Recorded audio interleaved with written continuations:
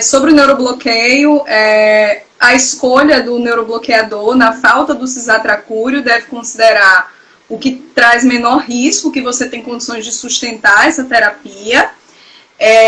Tem um guideline que define isso, você coloca assim no Google, ARDS, A-R-D-S, neurobloqueio em inglês, vai aparecer lá. É bem grande, tem um monte de informação, você pode filtrar, mas dali, depois desse guideline, foi que saíram os estudos. Tem um estudo brasileiro de 2017 que se chama ARTE, que colocou em xeque e em dúvida tanto sobre a manobra de recrutamento quanto o uso do neurobloqueador nesses pacientes com SARA, porque ele associou a maior mortalidade, se eu não me engano.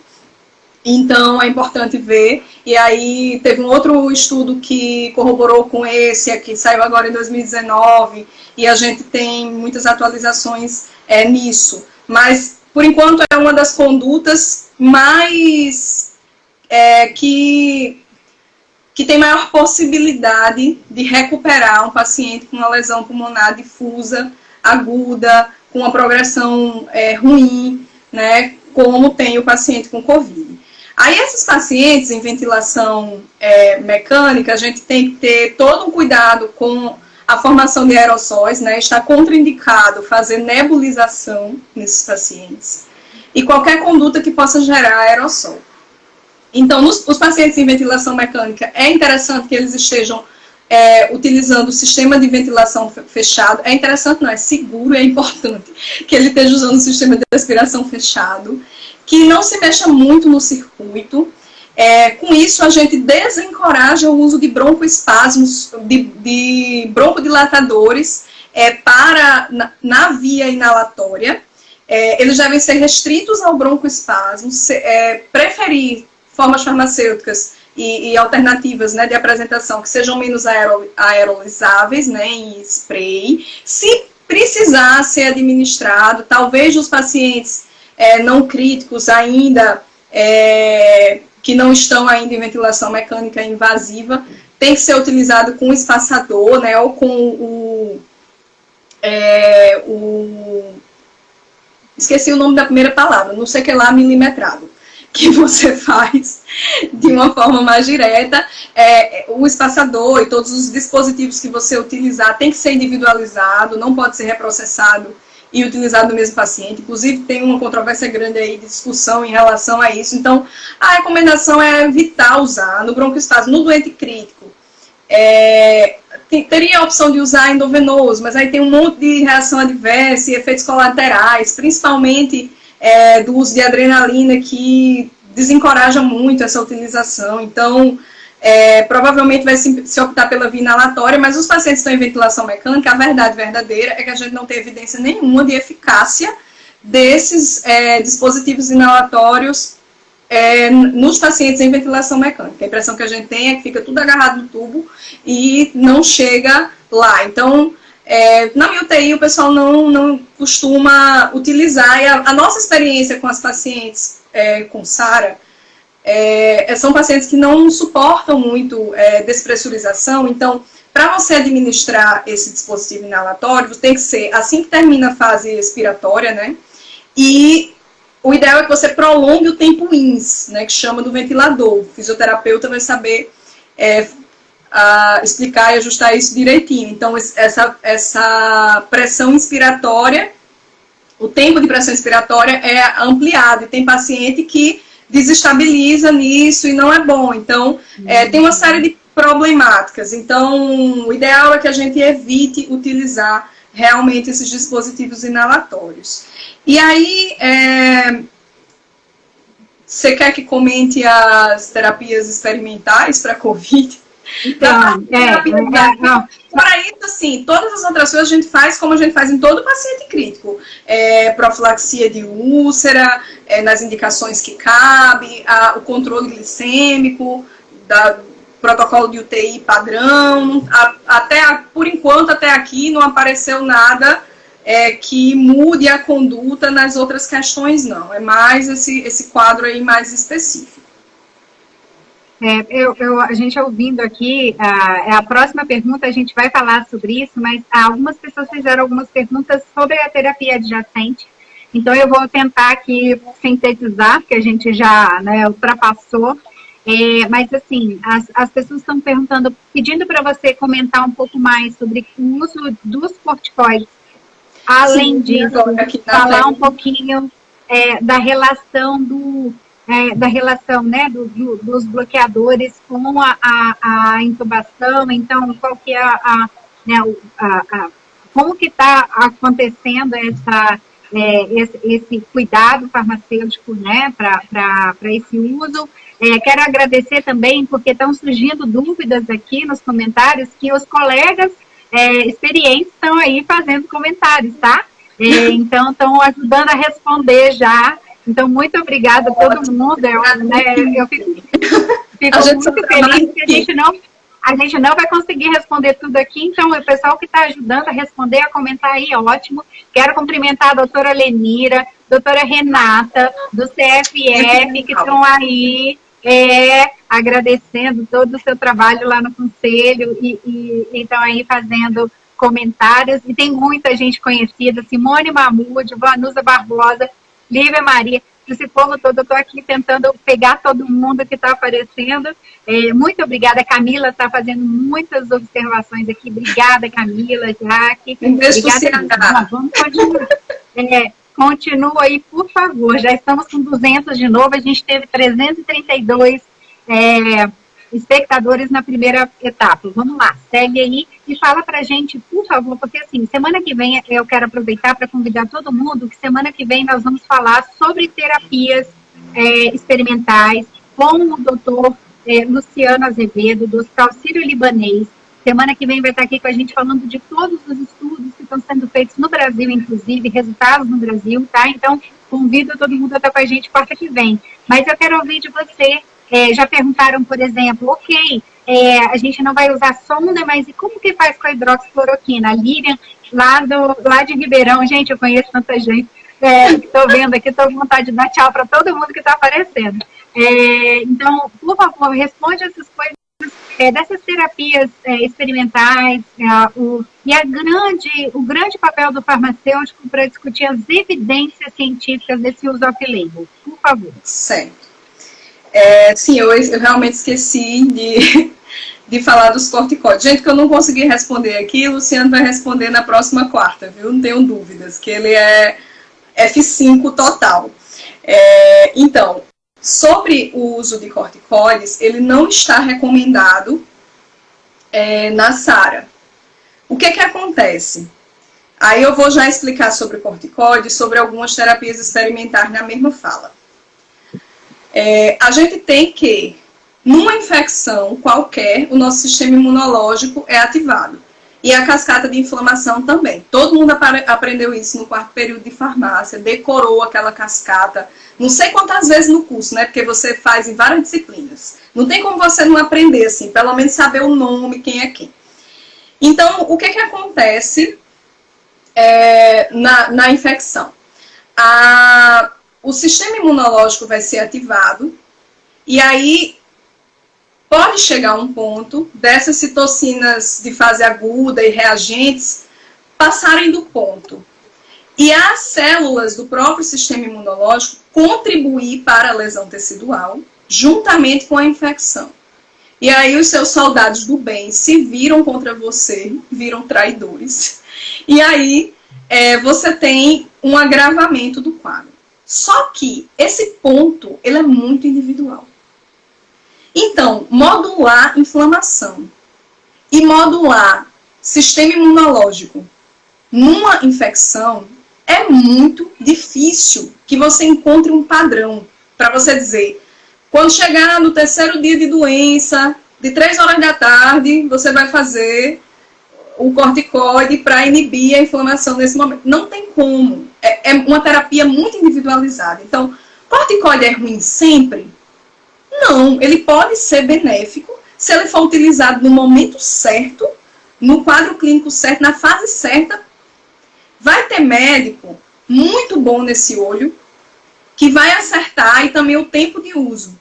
Mas a gente não tem um padrão e não é recomendável porque os estudos científicos que a gente tem, em sua maioria, associaram a maior mortalidade. No entanto, não é uma evidência muito forte, porque tem muitas particularidades, viés, limitações nesses estudos que limitam a gente ter uma conduta padrão. Então, não é recomendável. No entanto, se alguém utilizar, ele não está completamente errado, ele não está matando o paciente por isso, porque poderá ser benéfico. Tanto é que, no próprio estudo que o Luciano está conduzindo, ele vai falar provavelmente, um grupo de pacientes está sendo tratado com corticoide, para tentar gerar mais evidência em relação a isso. Mas a minha opinião de farmacêutica, pelo que eu conheço dos mecanismos de infecção e dos mecanismos dos medicamentos, é que imunomodulador e anti-inflamatório e infecção é uma faca de dois gumes.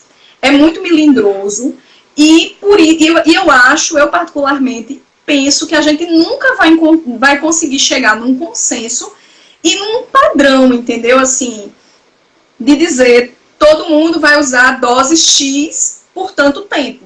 Tanto é que perguntaram aí da terapia com tocilizumab. Quem é que está tendo algum benefício com o tocilizumab? Os pacientes que comprovadamente têm a interleucina 6 aumentada numa determinada fase específica que tem como medir, identificar e fazer. No entanto, a gente não tem evidência consistente nenhuma, né? Tem alguns relatos de casos, a evidência é muito fraca para indicar usar tocilizumab nesses pacientes. Até porque o tocilizumab ele não age no mecanismo do vírus, ele age no sistema imunológico, ele é um imunomodulador. Quanto à hidroxicloroquina, vem a problemática dela ter um efeito imunomodulador. Então, tem duas questões com o uso de hidroxicloroquina no paciente crítico, sem eu considerar evidência. Estou pensando na ciência mínima. Base do mecanismo do vírus e base da farmacologia. Não sei de mais nada, só sei disso. O que é que eu vou pensar? Qual é o mecanismo de ação proposto dela? É que ela altere o pH e, com isso, o vírus não consegue transpassar a membrana. Se ela vai alterar o pH e impedir que o vírus saia infectando as outras células, não faz o menor sentido ela ser utilizada num doente crítico que o vírus já lesionou o que ele tinha para lesionar de célula. Concordam? Isso aí, para mim, é um princípio básico. Não tem como eu dizer que eu estou usando esse medicamento como medida de salvamento, porque a atuação dele é sobre o vírus. Eu poderia até dizer que eu estou usando tocilizumab como medida de salvamento, o paciente que está muito inflamado, que está com a resposta imunológica muito exacerbada, aí eu vou lá e uso. Esse aí eu poderia até inventar que eu estou fazendo medida de salvamento. Mas a hidroxicloroquina, não. É totalmente... Além disso, ela tem uma possibilidade de provocar imunomodulação. Que aí é o que eu digo. A imunomodulação pode ser boa e pode ser ruim, dependendo do indivíduo, em cada fase. Isso é muito individualizado. Eu acho pouco provável que a gente consiga achar uma dose e um momento em que isso seja efetivo para todo mundo. Isso é base. Quando a gente vai para estudo científico, a coisa piora. Por quê? Até agora a gente não teve nenhum resultado, né? E a gente tem aí o Remdesivir, que para mim, desde o início, é um dos medicamentos mais promissores, porque ele começou a ser estudado já bem antes, para a primeira epidemia de SARS-CoV, do primo irmão, né, do SARS-CoV-2, que é o SARS-CoV-1, lá na China, e já tinha alguns resultados desse vírus, alguns indícios. Então, a gente já presumia que o Remdesivir fosse um medicamento promissor, mas não é só os imunomoduladores, os medicamentos que agem na cascata de inflamação, que podem não ser efetivos na fase mais avançada da doença. Os antivirais também. Exemplo, H1N1. Se eu tomar oseltamivir depois que eu estou 15 dias gripada com H1N1, resolve? A gente sabe que não. O H1N1 tem que ser usado nos 2 primeiros dias de sintoma, até o 5º dia no máximo. Eu até brinco com os colegas da comunitária, que eu digo, gente, se for aquele paciente que chega querendo levar um medicamento pelo fim da força, se tiver Tamiflu, dê Tamiflu, porque pelo menos, se não fizer bem, mal não faz, e se ele tiver realmente um H1N1, já vai resolver ali, né? Melhor do que ele esperar 15 dias para tomar o Tamiflu no hospital, na UTI, já não vai adiantar nada. A gente que tem experiência de pegar paciente crítico com H1N1, a gente sabe que é mesmo que dá água, não resolve nada. Tem uma absorção ruim no trato gastrointestinal. Quando você faz por sonda, piora ainda mais no paciente em ventilação mecânica. A gente não tem alternativa endovenosa desses antivirais para síndrome gripal no Brasil, né, nem para H1N1. A gente tem o Zanamivir, que é um sistema inalatório, e a gente tem o Oseltamivir, que é um comprimido. Por quê? Porque é para ser utilizado na fase inicial da doença, não foram feitos para ser utilizados no doente já crítico. O coronavírus vai provavelmente seguir o mesmo padrão. As pessoas ficam com vai ter uma vacina. Já tem vacina de H1N1 e desde 1918 morre gente por H1N1. E muita gente, todo ano. Então, eu faço o enfrentamento da realidade muito de cara. Eu não acho que uma vacina vai resolver totalmente e eu não acho que nenhum medicamento vai resolver 100% para quem já está num quadro crítico. As pessoas no Brasil precisam aprender a não se automedicar e não ficar mascarando as suas doenças e tentando se resolver sozinho, a se prevenir, principalmente. Né? A gente está vendo a resistência que está havendo com a prevenção da doença. A única medida eficaz contra o SARS-CoV é o isolamento social. E boa parte da sociedade brasileira oferece uma imensa resistência. Hoje eu tive que ir no centro da cidade, em Natal, para assinar um documento no banco. Eu fiquei assustada, e aqui tem decreto da governadora de fechamento do comércio, de tudo, mas não há jeito. Então, as pessoas ficam nessa de usar terapia experimental, de querer a pílula mágica, simplesmente porque elas não querem se prevenir. É só isso.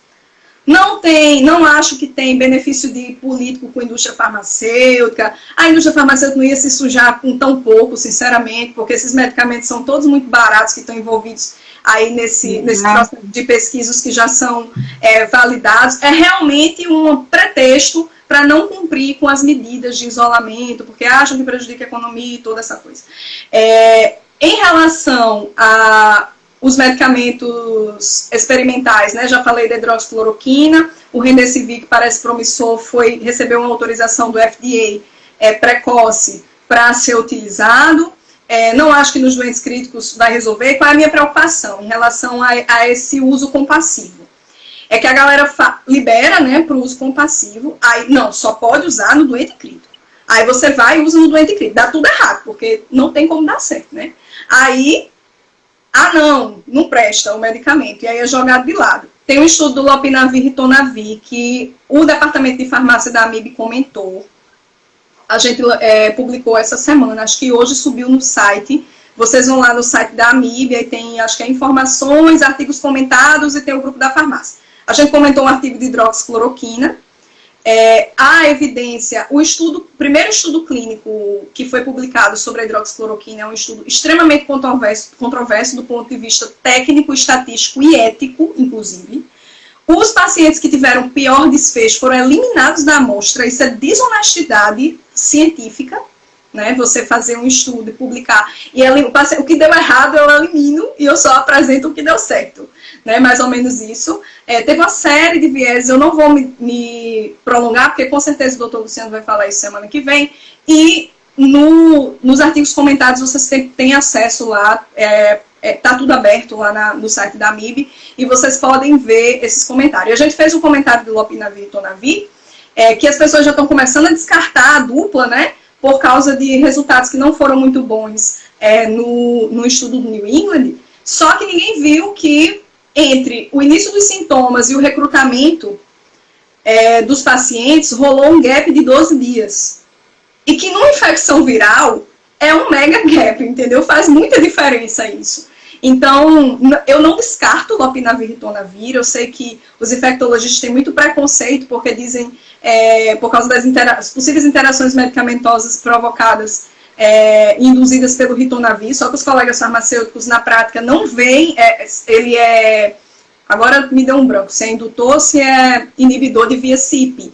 Então, ele está envolvido teoricamente em muitas interações, mas a gente sabe que essas induções e inibições de via CYP pouco se elucidam na prática, né? Então, não era uma dupla que eu descartaria nos estudos científicos, ainda tem estudo em andamento, mas o que acontece? Muita gente deixa de considerá-los para pesquisas melhores por causa dos resultados negativos de um estudo que foi aplicado numa condição não muito boa, porque na realidade não foi feito com a intenção de fazer o estudo. Foi assim, rolou um monte de paciente aqui, eu vou pegar esses dados e vou começar a acompanhar para publicar um estudo. Então, a randomização lá do estudo da hidroxicloroquina foi ridícula, não teve randomização, né? O paciente que não aceitava entrar no estudo, ele era considerado grupo controle. E aí ele era tratado num hospital diferente dos pacientes tratados. Então, essas coisas precisam ser vistas. O farmacêutico, ele precisa ter um olhar crítico sobre os estudos científicos. Eu entro em profundo desespero quando eu vejo o farmacêutico defendendo a utilização de uma terapia experimental com estudos duvidosos, com estudos... E assim, graças a Deus tem uma solução. Não, querido, não temos uma solução. E principalmente aí os estudos in vitro, né? Algumas pessoas chegaram para mim e disseram, Michele, por que a nitazoxanida vocês não colocaram no documento da AMIB? Sim, outra coisa, a gente... Na parte do coronavírus, no site da AMIB, tem um documento que chama Considerações sobre os tratamentos, os medicamentos com possível efeito farmacológico para o SARS-CoV-2. Lá a gente resume tudo que tem de evidência. E aí perguntaram por que eu não tinha colocado o Anita lá no grupo. Eu disse simplesmente que o Anita não tem nem estudo in vitro. O Anita tem um estudo em sílico, que é um estudo de modelagem molecular comparando com a niclosamida.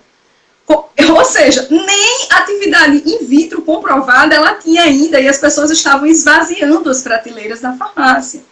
A Anvisa precisou intervir, né, nessa dispensação nas drogarias, colocando na lista de controle especial esses medicamentos, o que denuncia a dificuldade de autonomia que os farmacêuticos da farmácia comunitária estão tendo diante dos seus empregadores, dos gerentes e dos gestores, porque vários colegas relataram para mim que quando tentavam orientar o paciente que não deveria utilizar, que era perigoso, chegava o gerente e interceptava por cima, ou o dono da farmácia fazia algum tipo de coação. Então, infelizmente, isso denunciou claramente que o principal papel do farmacêutico na farmácia comunitária, que é promover esse uso racional e orientar a população, o mercado não deixa ele fazer, né? Então, eu sempre digo que o nosso maior inimigo é esse mercado, né, como profissão, e eu acho que a pandemia tem elucidado isso cada vez mais, tem deixado as coisas muito claras para nós, o quanto que a gente precisa de um sistema público de saúde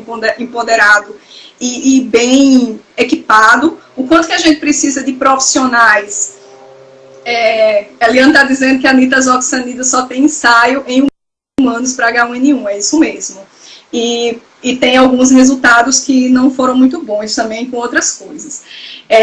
Então, a gente precisa fortalecer a nossa visão crítica, o nosso senso crítico como categoria profissional.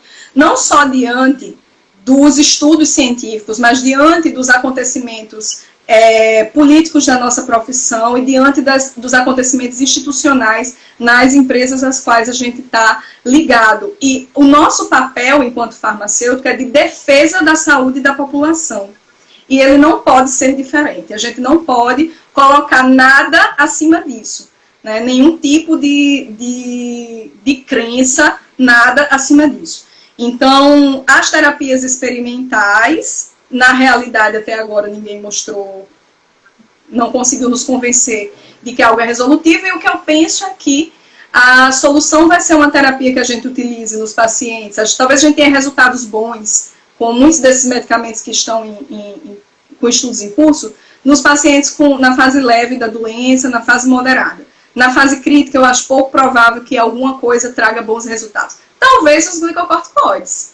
De repente, a galera lá que está no coalizão acha na mão um momento adequado. Eu acho pouco provável que é realmente uma terapia bem individualizada. A corticoide, a gente tem que... dispositivos inalatórios, é uma coisa que o farmacêutico tem que olhar com um certo preconceito. Michele, olha, a gente está aqui já chegando às 8h30 da noite, vários elogios, e eu quero fazer uma pergunta mais para a gente fechar, porque você brilhantemente falou dos desafios do farmacêutico.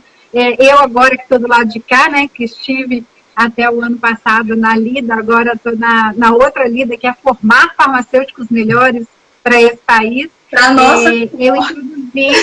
Eu introduzi a disciplina de avaliação de tecnologias em saúde na Universidade de Brasília, justamente para isso, para que os alunos possam ter essa condição de interpretar estudos e pegar esses vieses, né, que são colocados. Estão perguntando se a live vai ficar salva. Está salva no Stories já a primeira parte e a segunda já vai estar disponível, tá? E depois vai estar disponível no site Farmácia Update, gravadinha para vocês avaliarem, assistirem e compartilharem. Bom, antes, né, da gente partir para o nosso encerramento, você falou, né, das terapias, ainda mesmo o uso, aquele uso que é para aquela indicação, a gente às vezes está usando numa quantidade completamente diferente do que está em bula e da prática usual. Então, para isso, a gente tem que fazer, né, eu venho a defensora da farmacovigilância, que é fazer a notificação de tudo isso, né, porque os relatos, os estudos de caso, né, e documentar esses efeitos adversos, né. Então, eu queria perguntar para você qual a importância dessa relação da clínica, né, quem está lá no cuidado farmacêutico, com a interação com a farmacovigilância, com os núcleos de segurança do paciente.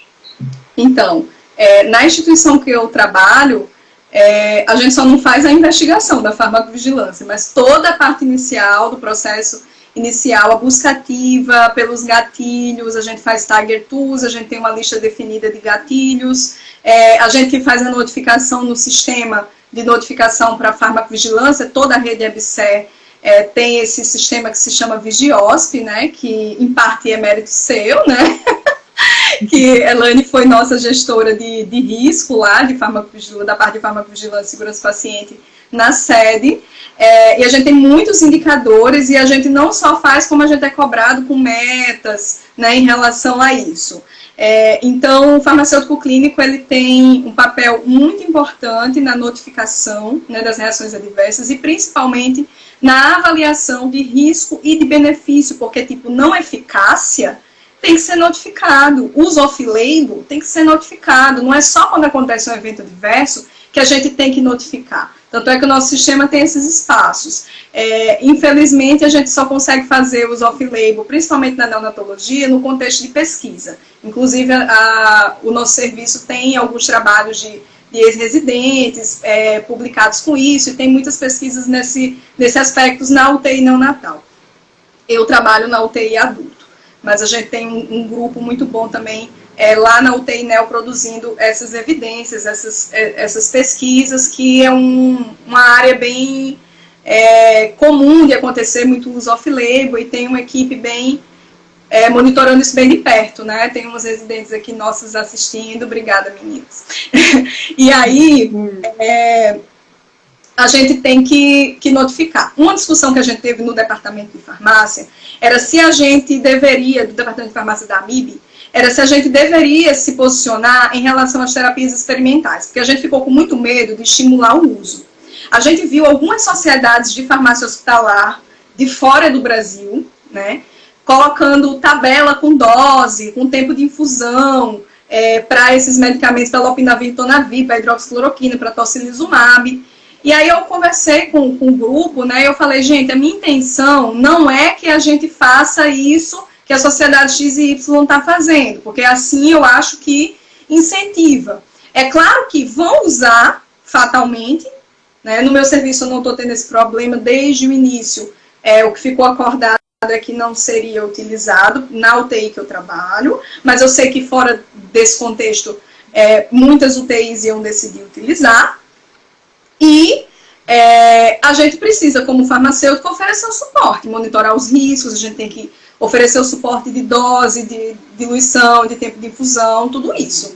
Então, como a gente tem base de dados que informa tudo isso, a gente optou por fazer um documento comentando a evidência dessas terapias, justamente para fazer as pessoas refletirem, principalmente o grupo médico, que é quem toma essa decisão, né, que é prescritor, já que a AMIB é uma associação médica que a gente tem espaço lá, para que a gente pudesse dar a nossa visão de farmacêuticos e fazer essas considerações. E aí, por isso, no documento saiu essas considerações. Todos eles você vai ver que a gente colocou os riscos associados ao uso de cada um desses medicamentos, justamente para tentar orientar os farmacêuticos com relação à busca ativa de reações adversas e às notificações em relação à farmacovigilância. Serviço de farmacovigilância e todos os aspectos ligados à segurança do paciente não podem parar na Covid-19. É o momento mais importante desses serviços se fortalecerem, realmente contribuir para entender melhor essa doença e as terapias associadas a ela.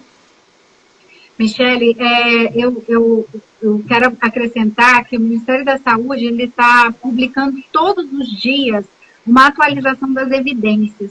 Então, os farmacêuticos ainda não viram, é o informe de evidências diário. Então, é legal acompanhar, porque está sendo, né, atualizada a busca de evidências todos os dias. E falando sobre a farmacovigilância, estou vendo aí o pessoal elogiando o Vigiosp, é o meu filho, eu falo que é o meu terceiro filho, na verdade foi o primeiro, porque minhas filhas nasceram depois, é o sistema que eu desenvolvi no meu doutorado. E a época que a gente criou a opção use off-label e uma avaliação do porquê desse use off-label foi fundamental.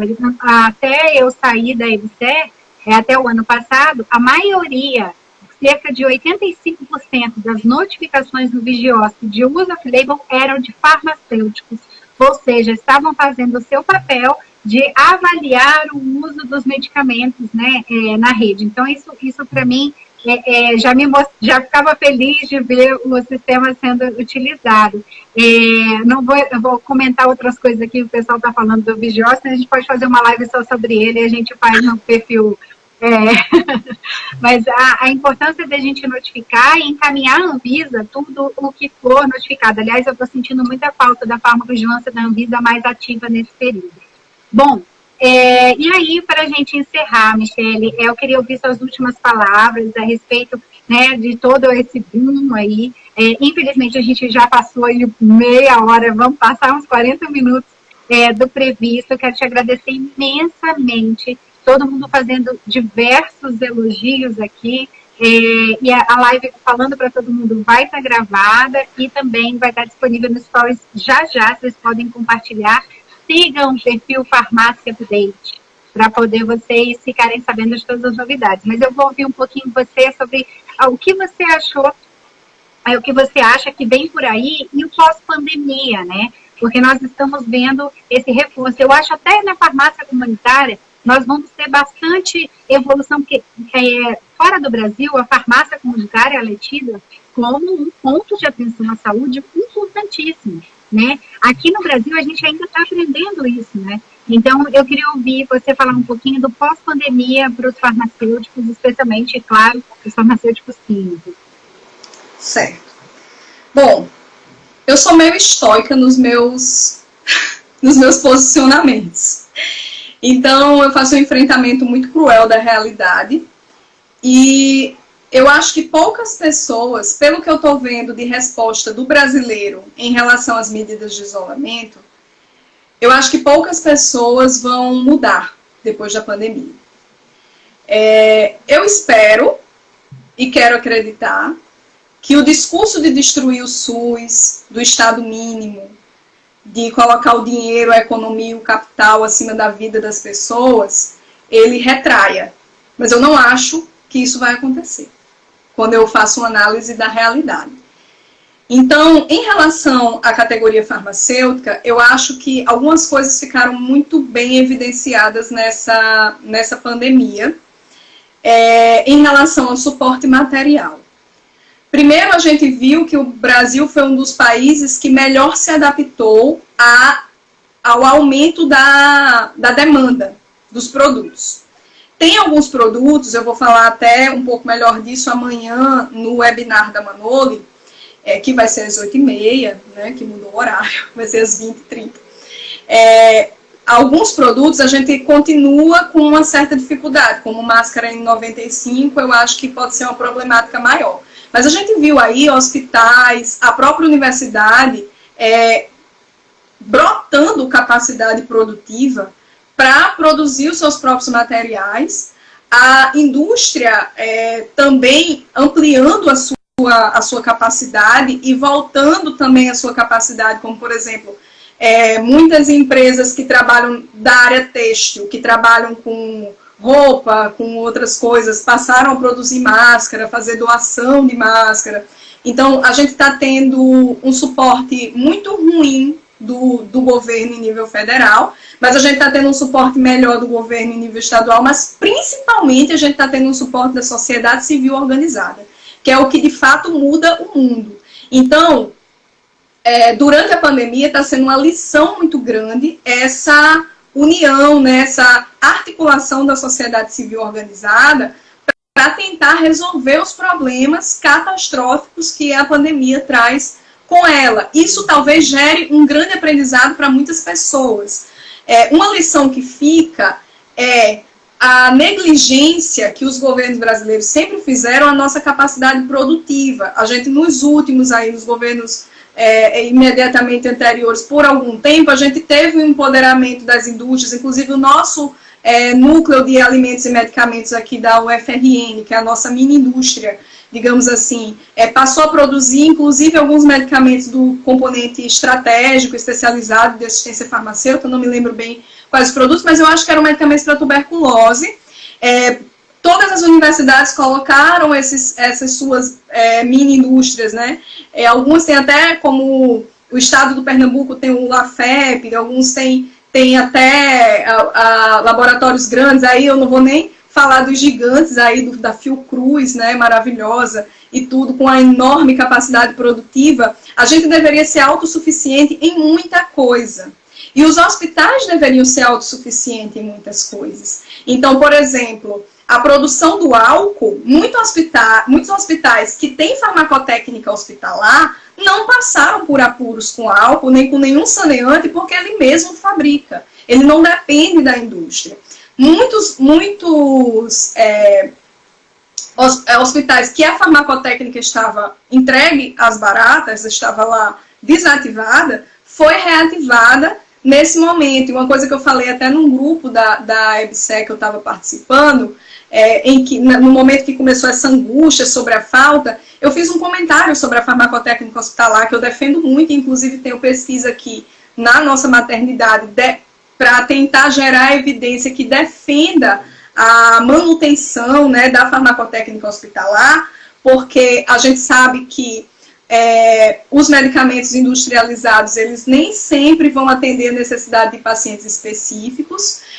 Alguns laboratórios farmacêuticos, incluso a Cristália, têm uma preocupação muito grande em fazer a questão da segurança do paciente, a unitarização, facilitar a unitarização, né? A gente vê alguns laboratórios se preocupam em trazer os comprimidos pré-cortados, as ampolas muito bem identificadas com a embalagem secundária, né, que é muito importante, mas a gente tem também laboratórios que não têm essa preocupação e essa atividade sobra para a farmácia hospitalar, que quando não tem um espaço adequado para fracionamento, para unitarização e para o laboratório de farmacotécnica hospitalar, fica extremamente prejudicado. A gente tem uma fixação com a farmácia clínica. Em julho do ano passado, eu escrevi um editorial bem diferente, até no informativo da SBRAF, fazendo uma alusão aos termos da moda, que é como se a farmácia clínica estivesse na moda, e é muito chique você ser clinical pharmacist, colocar um esteto no pescoço e sair prescrevendo, né? E aí, enquanto isso, a farmacotécnica, que é a área privativa do farmacêutico, está entregue às baratas, abandonada, né? Ninguém liga, ninguém gosta mais dela. E farmácia magistral, a terapia individualizada, é a essência da nossa profissão. Nós somos essencialmente boticários.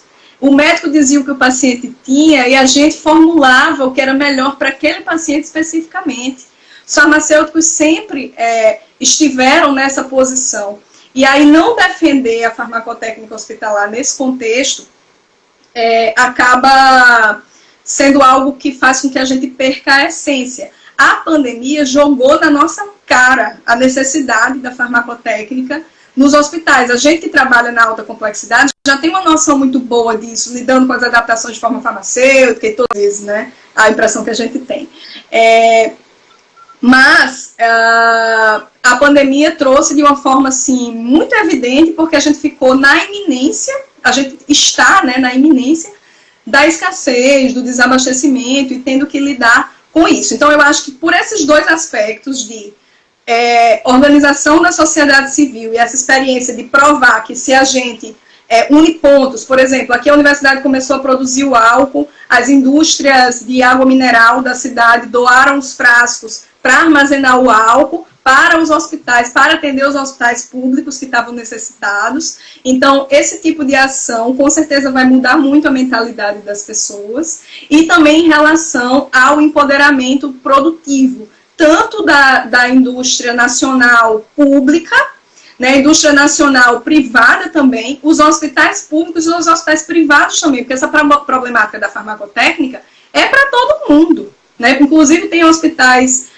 privados que às vezes tem o serviço de farmacotécnica funcionando muito melhor do que o público por causa de pressão, por causa de questão de qualidade, né, das acreditadoras e tudo mais, pelas auditorias que recebe e tudo. Tanto se a farmacotécnica hospitalar não fosse uma coisa importante que conferisse segurança aos pacientes e qualidade ao serviço, ela não estava como uma exigência lá nos processos de acreditação. Então, acho que, mais do que nunca, eu acho que o nosso discurso como profissão é fazer a defesa do nosso sistema público de saúde, é fazer a defesa da nossa independência produtiva, da nossa capacidade produtiva no Brasil, em vários níveis, é fazer a defesa da independência produtiva dos hospitais no que é possível que os hospitais produzam, como os saneantes, como a manipulação dos medicamentos para não ter que sobrecarregar a equipe de enfermagem. Imagine a equipe de enfermagem, numa UTI que foi ampliada para a Covid, tendo que preparar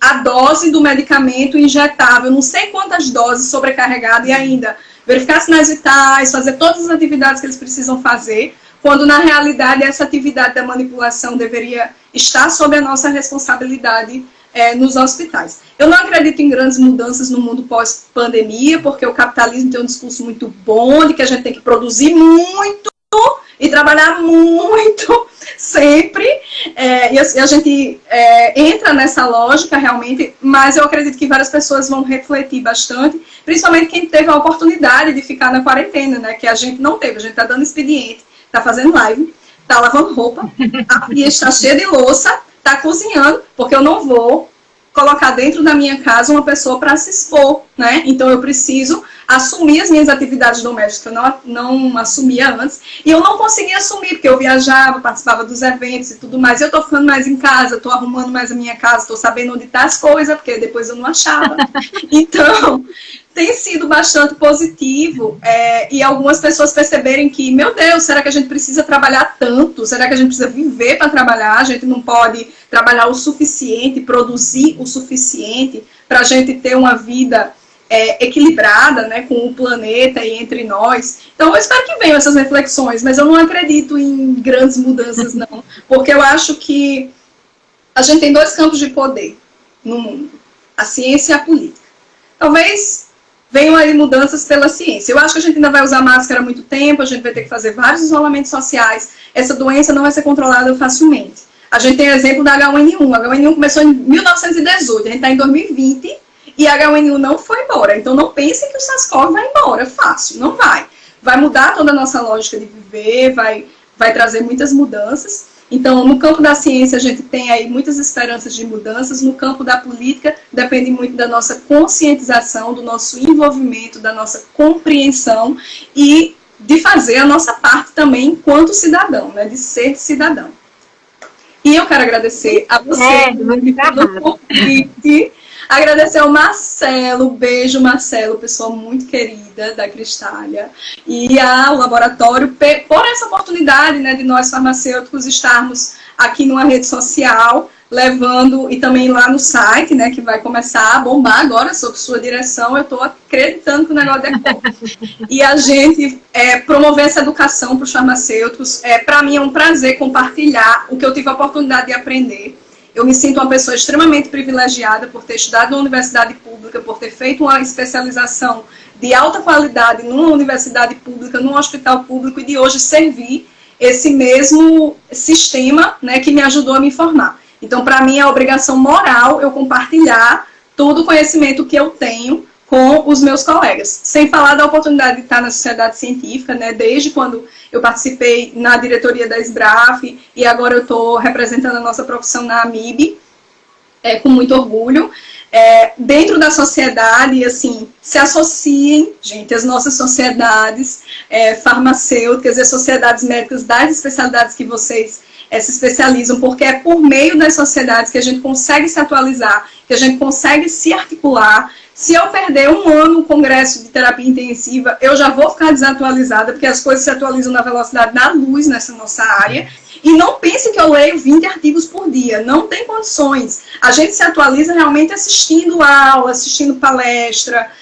A gente tem um grupo no WhatsApp que a gente está tentando puxar uns estudos lá, fazendo, alguns colocam caso de paciente, fazem pergunta. Essa semana a gente tentou puxar aí um estudo, uma revisão do guideline de neurobloqueio com o pessoal.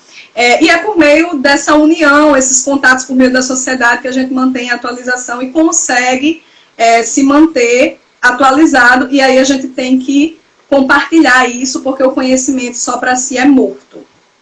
Serve para nada. Michele, arrasou como sempre. Eu quero te agradecer imensamente. Você levantou a bola para eu falar que essa união dos farmacêuticos é o que o Farmácia Update vem fazer. Enquanto a gente está fazendo as lives aqui, o site está sendo preparado, então nós vamos ter lá evidências científicas, trocas de experiências, a oportunidade das farmácias se mostrarem, mandarem vídeos, material que produzem, troca mesmo, colocar uma biblioteca para ter um lugar para todo mundo procurar. Então, assim, essa é a ideia do Farmácia Update, por isso que a hora que o Marcelo me convidou, eu falei, vamos embora, porque a gente lá vai fazer, inclusive, tem novidades, vou dar um spoilerzinho, está vindo curso de atualização, inclusive sobre avaliação de tecnologias, ainda esse ano, concurso de evidências científicas, então, concurso de pesquisa da farmácia, e também a premiação para as farmácias top. Então, a gente está nessa para valorização da farmácia, essa união, porque a informação ela é muito grande, como você disse, a gente precisa de um lugar para se encontrar. E o Farmácia Update vem para isso também. Então, muito obrigada mais uma vez, foi sensacional. Nós estamos aqui ainda com 123 pessoas, quase 2 horas de live. Então, beijo para todos os amigos que a gente viu, as pessoas que eu não conheço. Um abraço enorme, virtual. Parabéns mais uma vez pelo seu trabalho, Michele, e por todos vocês que estão nos ouvindo aqui na audiência. Cada um importa, cada um faz a diferença para a nossa população. Então, assim, muito obrigada mais uma vez a todos. E até quarta que vem, para falar de terapias em Covid, certo? Tem gente falando aqui que queria mais tempo, né, Simone?